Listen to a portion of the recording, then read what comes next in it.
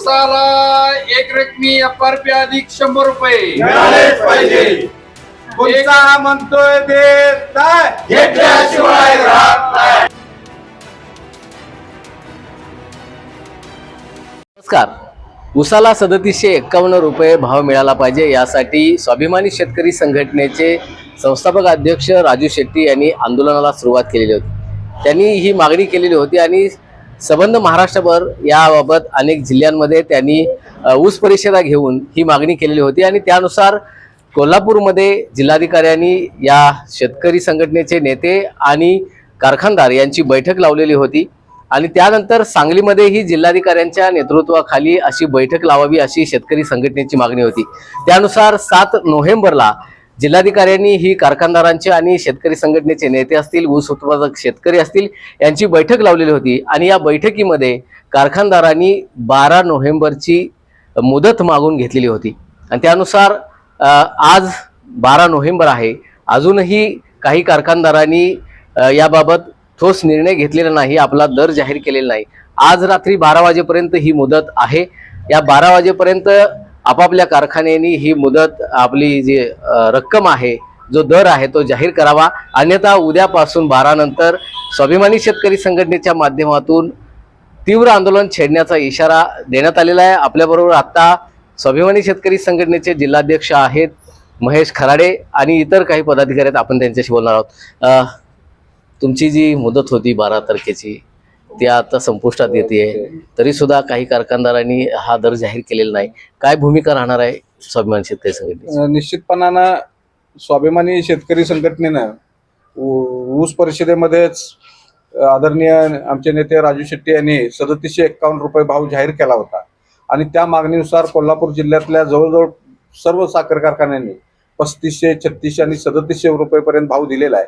म्हणजे याचा अर्थ कोल्हापूर जिल्ह्यातलं आंदोलन यशस्वी झालेलं आहे. आणि त्यानंतर आम्ही मोर्चा सांगली जिल्ह्याकडे वळवला आणि 7 नोव्हेंबरला पहिली साखर कारखानदारांच्या बरोबर बैठक झाली.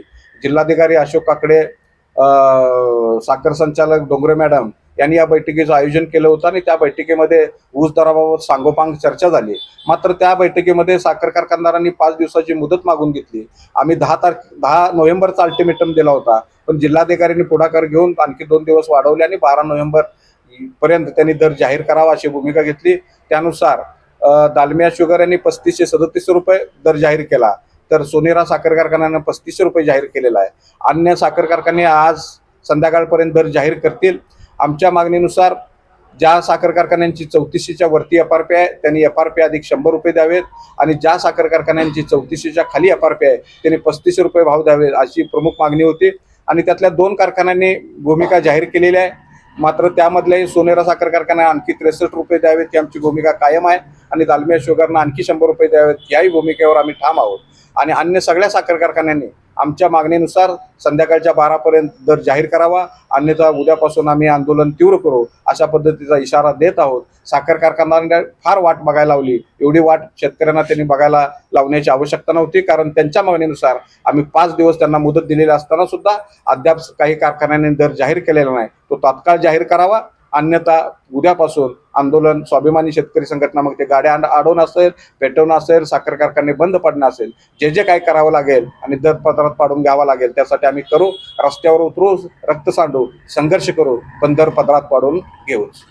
असं वाटतंय का की स्वाभिमानी शेतकरी संघटनेने इशारा दिलेला आहे, तरी आजचा अल्टिमेटम तुम्ही दिलेला होता 12 तारखेचा, तरी सुद्धा काही कारखानदार याकडे कानडोळा करत आहेत, डोळेझाक करत आहेत.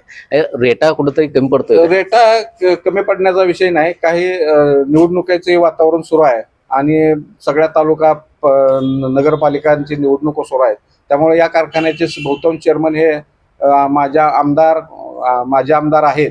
त्यामुळे ते या निवडणुकीत असं त्यांनी आम्हाला, कारण आमची प्रत्येकाशी संवाद झालेला आहे. काही जणांनी संध्याकाळपर्यंत, काही जणांनी उद्या सकाळपर्यंत जाहीर करतो असं सांगितलेलं आहे आणि ते निवडणुकीचं कारण दिलेलं आहे. मात्र निवडणुकीचं कारण असलं तरी ते थोडं बाजूला सारायला पाहिजे होतं. याबाबत दुमत नाही, ते त्यांना न सारता दर अद्याप जाहीर केलेला नाही.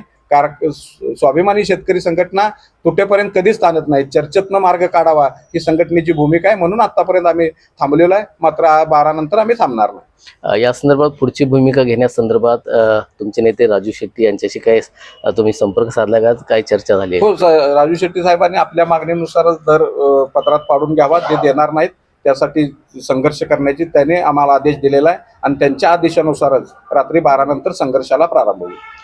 नक्कीच या निमित्तानं रात्री 12 पर्यंत या कारखानदारांना अल्टिमेटम दिलेला आहे. 12 पर्यंत त्यांना मुदत आहे आपला भाव, आपला दर जाहीर करण्याची. त्यांनी 12 वाजेपर्यंत आपापले दर जाहीर करावेत, अन्यथा उद्यापासून स्वाभिमानी शेतकरी संघटना आपलं आंदोलनाचा हत्यार हातात घेतल्याशिवाय राहणार नाही आणि कारखान्यांचे जे वाहतूक आहे ती थांबवली जाईल, अडवली जाईल, टायर फोडले जातील, जाळपोळ केली जाईल, अशा तऱ्हेचा इशाराही जिल्हाध्यक्ष महेश खराडे यांनी दिलाय. मोहन राजमाने, नवराष्ट्र न्यूज, सांगली.